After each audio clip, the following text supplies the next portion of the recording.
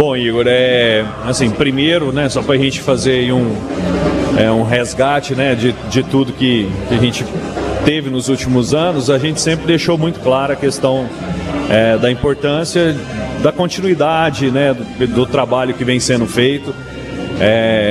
Esse é o maior pensamento do grupo, não só meu, do Hugo, né, das outras pessoas, do Vinícius, Romário, todos que estão compondo a diretoria, né?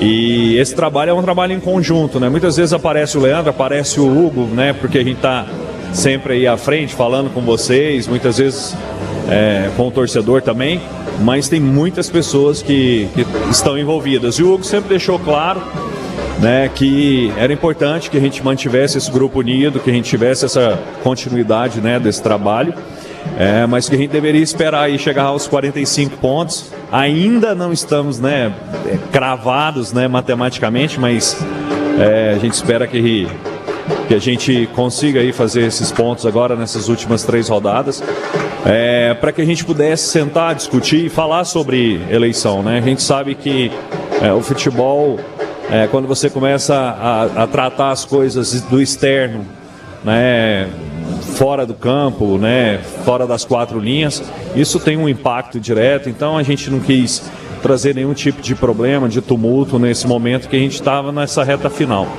Então por isso da gente também não ficar comentando muito sobre esse assunto, mas agora, como você disse, a gente já tem marcada aí a eleição para o Conselho, né, deve acontecer no dia 17, amanhã não, no dia 10, né, na segunda-feira, o prazo limite para inscrição das chapas, e a nossa ideia é que a gente apresente aí o nosso nome, né, eu como o candidato, cabeça de chapa ali, como presidente do Conselho, e mantendo uma estrutura dentro dessa chapa com o Décio, né, na vice, né, comigo, o Marco Aurélio, que é o atual secretário, né, que ele possa continuar comigo também, e o Alan Máximo, que hoje é um diretor administrativo também, para poder estar auxiliando nessa função e dando continuidade àquilo que o Décio vinha fazendo, né, trazendo novas ideias também,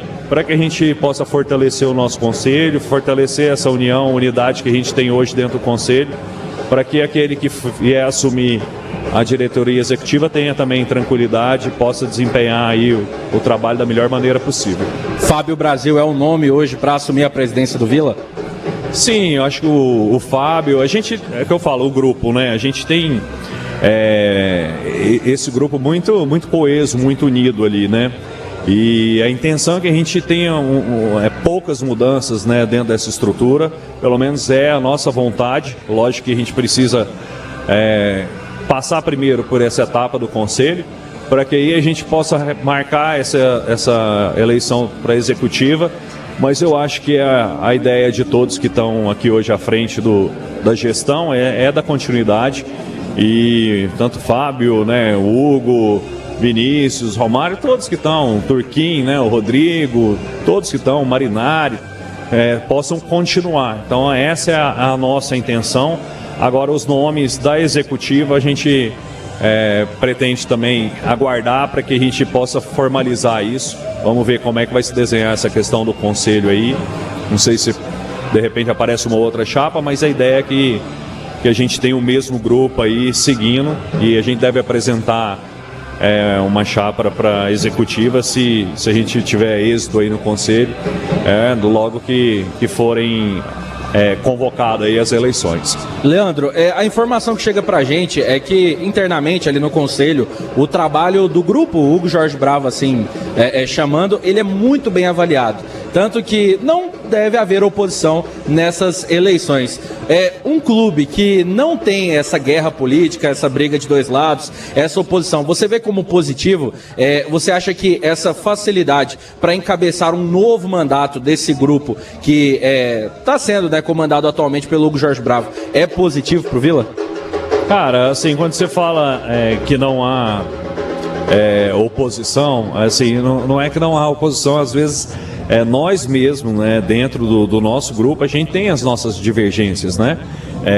O mais importante é que, assim, independente dessas posições, a gente mantenha o grupo unido, né? Isso que é o mais importante pro Vila Nova, para a continuidade desse trabalho. Então não é um trabalho somente do Hugo, né? A gente, muitas vezes o Hugo é voto vencido em algumas situações aqui, não é só a ideia dele que é colocado, né, à frente da gestão. Então é algo que a gente faz com muito consenso. Isso que eu acho que é o grande diferencial. Acho que a gente tem conseguido ter, quando tem esses debates e essas divergências, tem tido sabedoria para chegar num consenso, e a partir desse consenso a gente defender e trabalhar para que o Vila melhore e evolua a cada dia. Então, quando fala assim, não tem oposição, é natural que tenha a oposição, é natural que tenha pensamentos, né, diferentes, é salutar isso para o clube, porque só assim também a gente eleva o nível do debate, eleva o nível do clube aqui, e a gente aqui está sempre aberto às ideias, né? A gente, durante a nossa gestão, muitas pessoas que eram contra, a gente trouxe para próxima, a gente escutou, ouviu, né, muitas vezes acatou as ideias, porque é isso que vai fazer com que o Vila se fortaleça. Aqui a gente precisa do trabalho de todos. Recentemente, numa reunião que a gente teve aqui, eu falei muito sobre isso, sabe? A gente precisa de todo mundo junto, porque a gente tem as nossas limitações aqui, não é segredo para ninguém, questão orçamentária, né, as dificuldades financeiras que atrapalham muito o nosso dia a dia, mas a gente tem superado isso com a união de todos aqui. E Leandro, agora, claro que o Campeonato Brasileiro ainda restam aí algumas partidas, 3 jogos para serem finalizados, e com a continuidade desse grupo para a próxima temporada, o que você já pode falar para a gente sobre o planejamento para o próximo ano? Bom, assim, independente da continuidade, né, do Leandro, do Hugo aqui, a gente já tem algumas coisas aí, a gente deixa um trabalho já pro próximo ano, né, com algumas vertentes já bem definidas, né? A questão da comissão técnica, alguns atletas já com contrato, algumas situações já que quem vier a ser presidente também vai ter que saber administrar, né? Que a gente sabe das questões financeiras principalmente. A gente tem alguns convênios que foram firmados. Então, assim, tem um trabalho que foi feito que ele é inerente à minha eleição, a eleição do Hugo, desse grupo. Isso continua. Agora, a nossa ideia é que a gente evolua, né, dentro das 4 linhas, que a gente possa fazer um time ainda mais competitivo. Ano a ano a gente tem procurado fazer isso para que a gente consiga aí bater, né, no tão sonhado acesso, que é o que o torcedor espera e é o que realmente vai mudar o Vila aí de patamar. Ô Leandro, claro que tem muita coisa ainda indefinida, mas eu vou te fazer uma pergunta sobre 2 jogadores em específico. Igor Henrique e Júnior Todinho. Qual a situação, qual a visão da diretoria em relação a esses 2 jogadores? Olha, os 2 são 2 atletas que já vêm de algum tempo com a gente, né?